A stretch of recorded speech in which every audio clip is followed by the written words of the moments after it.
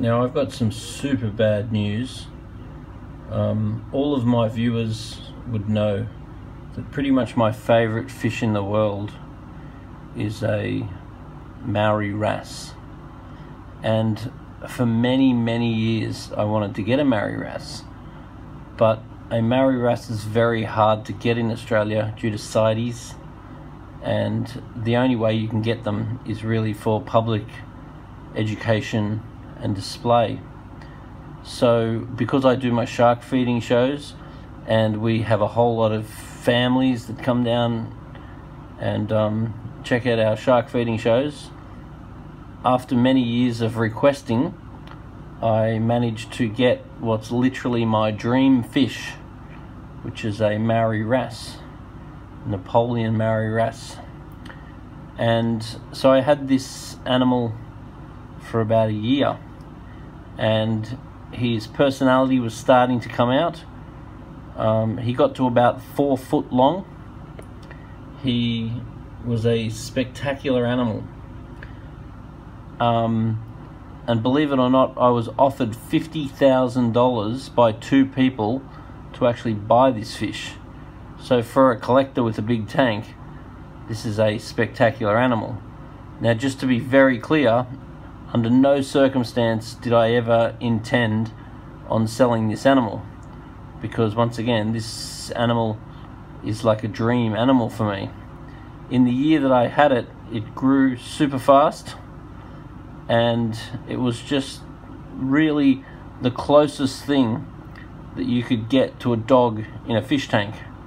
Highly intelligent, independently moving eyes. It was sort of the animal that sort of watched you as much as you watched them. And I am super sad to report that we lost him. And the reason why we lost him was because somebody must have thrown into the tank a dried up, folded over, crusty, sharp pilchard. So what I'm imagining has happened is when we've gone to feed our sharks as usual, up on our shark feeding platform, probably one of the pilchards has been dropped, because the kids get up there and feed them, and it's been trod on and dried and then chucked in the tank. And very unfortunately, the Maori wrasse must have eaten it, because when we dissected the fish, we found this dried, squashed, flipped in half pilchard inside its stomach. And when fish swallow a fish, they've got to swallow them head first, so the scales are facing in the right direction to get digested. But what must have happened with this particular instant is, because the fish was folded in half, the scales on one side were facing the right way and the scales on the other side were facing the wrong way. Therefore the fish, I'm assuming, just wasn't really able to be digested.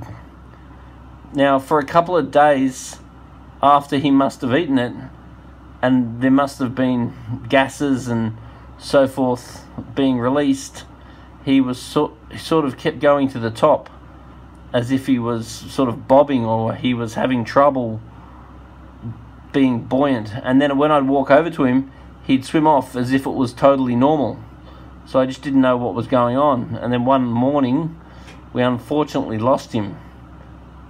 And I haven't talked about it in the last few weeks, because it's a bit of a sad situation for me. Basically losing my dream fish. The chance of me getting another one is near zero, I'd suggest, because it cost many $1,000s to get it and bring it down. And as I said, I was offered $50,000 by 2 people that have spent ridiculous money on fish before, so it was, I guess, a credible offer. Not that I was going to sell it though. And the funny thing is, the day that I found out that I'd lost this fish was the same day that one of my very good friends his son, 19 years old, killed himself.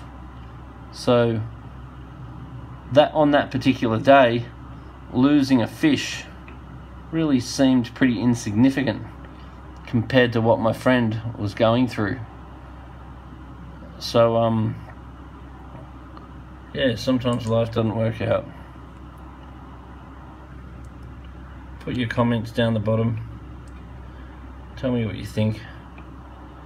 So I'm super sad I lost this fish through something stupid like a bloody dry pilchard.